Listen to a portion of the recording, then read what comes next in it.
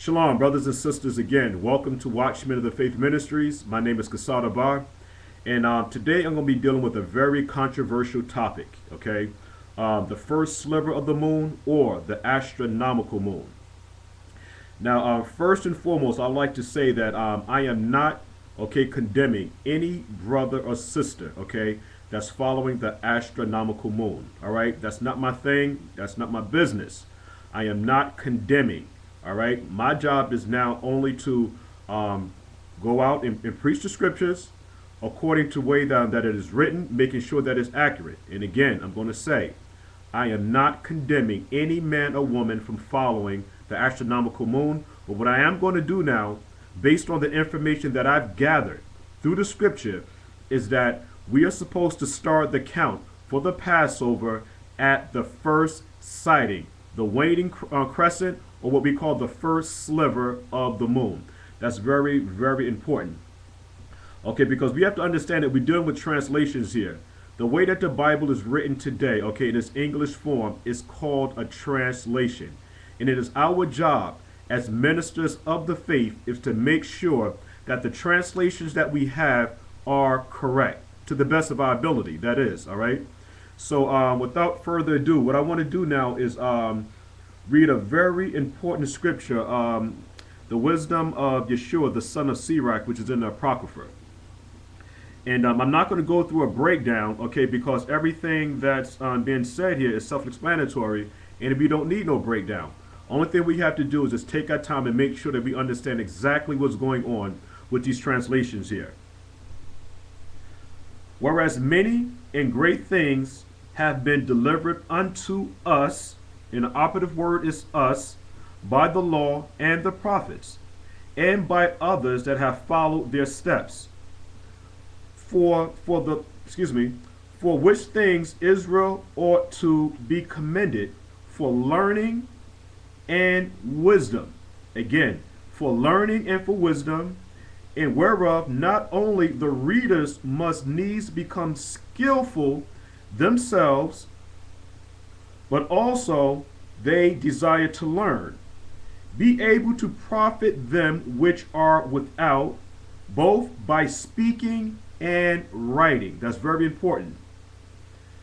My grandfather Yeshua, when he had much given himself to the reading of the law and the prophets and other books of our fathers, and had gotten therein good judgment, was drawn on also himself to write something pertaining to learning and wisdom, to the intent that those which are desirous to learn and are addicted to these things might profit much more in living according to the law. I'm going to read it again. Might profit much in living according to the law. The halakha. We're talking about the way that a person walks in accordance to the scripture.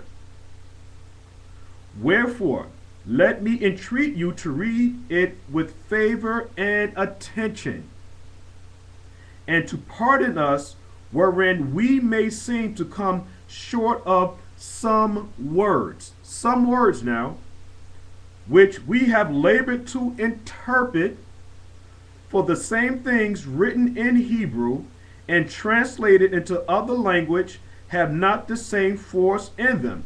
This is the reason why I always say it is best for us to try to read these scriptures from a Hebraic perspective, because when we begin to read it in English, all right, it changes the whole focal point of what the scripture is talking about. These guys were Hebrews, all right, and what has happened now is that our slave masters taught us to do away with the laws, statutes, and commandments, and that we should all be one people, and we should all now abide by the rules of our slave masters. But what we have to do now, just like it tells us in Revelation 18:4, to come out of her, come back into our own heritage, come back into our own history, and into our own identity. But the law itself, where I stopped off at, have not the same force in them. And not only these things, but the law itself, and the prophets, and the rest of the books, have no small difference. So it's not a small difference, it's a major difference. They have no small difference when they are spoken in their own language. Now, I'm going to stop there now because I found that very, very interesting, again, in helping us to understand the scripture. We must begin to read the scriptures from a Hebraic perspective. Okay, now, with that being said, what I want to do now, because I have a whole lot of notes here, all right, I just want to make sure everything, again, is very, very accurate. And again, I'm not condemning any man, woman, or child. That's not my thing, all right? What we have to do now is come together collectively as a unit, as a community, all right, and let's work together as a team to get more clarity in the scripture. Let's stop all the name calling.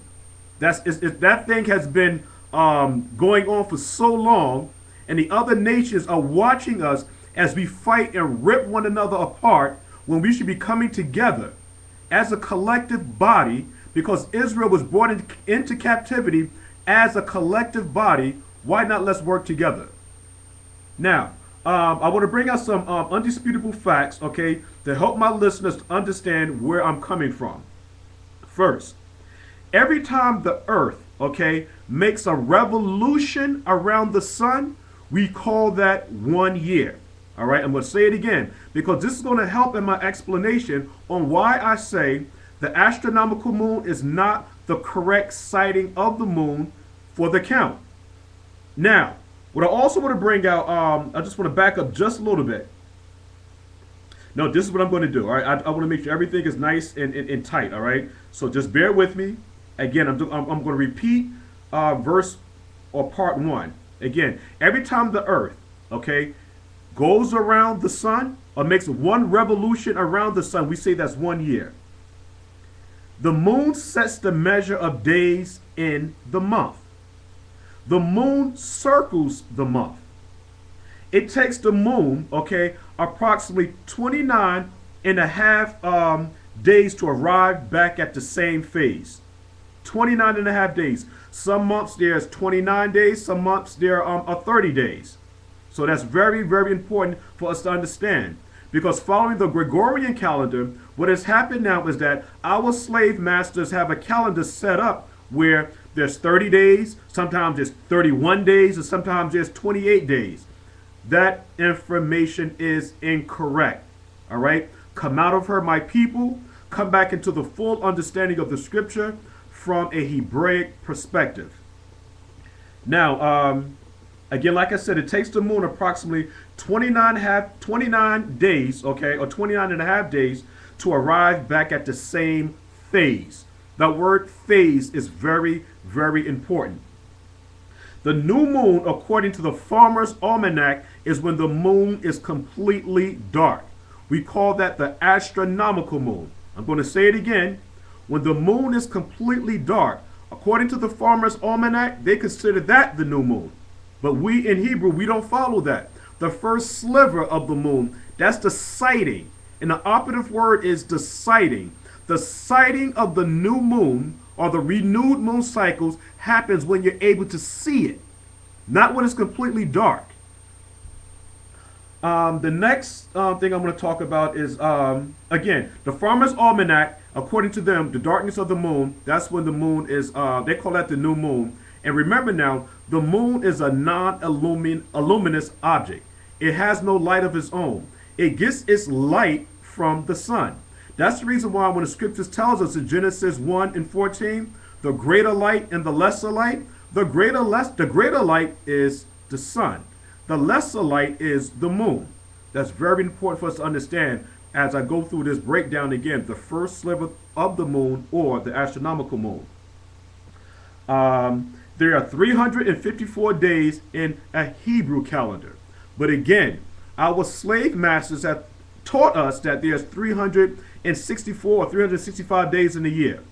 But again, when you follow the lunar calendar, there are 354 days in a year. And that varies sometimes according to the barley. And understanding now that sometimes it takes the sun and the moon longer to make its revolution around the sun, like it's doing this time. Because remember, last year, the sighting of the new moon happened in late March. But this year is going to be in April. That's very important for us to understand, because if there's 354 days in a lunar moon cycle on a year, what's happening now is that we had to add another month. So 354, and if you add 30 days or 29 days extra to the 354 days, you get 384 days. And there's been times when there's been 385, 386, and 387 days in a year. But this all varies on how long it's going to take the the earth and the moon to make a revolution around the sun. The center and the main object in this solar system here is the sun. And I'm going to say it again, just in case there's any misunderstanding. That when when the moon and the earth goes around the sun, it makes this a complete revolution. We call that a year. And it usually takes that process of time to happen 354 days. And that varies, okay? What I also want to bring out too is that, again, there are 365 days in a solar year, which is based on the Gregorian calendar, well, as we say, Pope Gregory. All right, that's what our whole thing came about. Now, with that explanation now, okay, again, because there needed to be like a little precursor so that it'll help us to understand why I say the first sliver of the moon, or the first waxing crescent, versus the darkness of the moon, which we call the astronomical moon. Now, let's get into the meat of this whole thing here. Let's go through some scriptures here. Exodus, or the book of Shemot. I like to keep everything in its Hebraic perspective. Let's read the book of Shemot, or the book of Exodus, the 12th chapter, and I'm going to read the 2nd verse. It says, "This month shall be unto you the beginning of months. It shall be the first month of the year to you." Now, what I needed to do now is look up some very, very important words here to help us to understand what exactly is Exodus, the 12th chapter, the 2nd verse is talking about. First of all, I looked up the word month. The word month. If you go to your Strong Concordance, the number 2320, the word month is the word kadash. That's very important. Again, we're dealing with translations here. Where you see that word month should not be there. That word is kadash, and that word kadash means new moon. It's coming also from the Strong's number 2318. I'm going to read the definition to you. The new moon, by implication, a month, new moon. So the word moon and month, again, moon and month are synonymous. But if you want to keep it in this Hebraic perspective, so you can get better clarity on what's going on here, it should say this moon. Very important, this moon, not month. We understand now that there's roughly about 29 or 30 days in a month.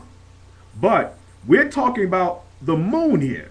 This should say again, this moon shall be unto you the beginning of moons. Next, what I did now is I had to look up the word year. Because remember, it also says in verse 2, year. Now, the word year is the Strong Concordance number 8141. Again, 8141. And the word year is Shana. Okay? Very important. So, this is the definition. Shana, which means, the first form being in plural only, the second being feminine.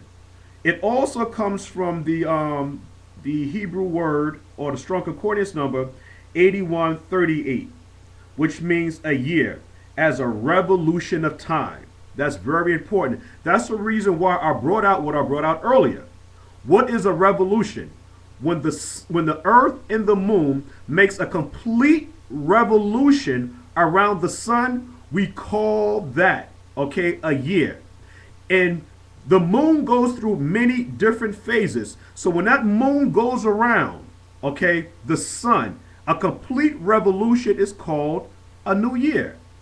Now, with that, I'm going to have to stop, okay, and continue on with this lesson on the new moon. Shalom.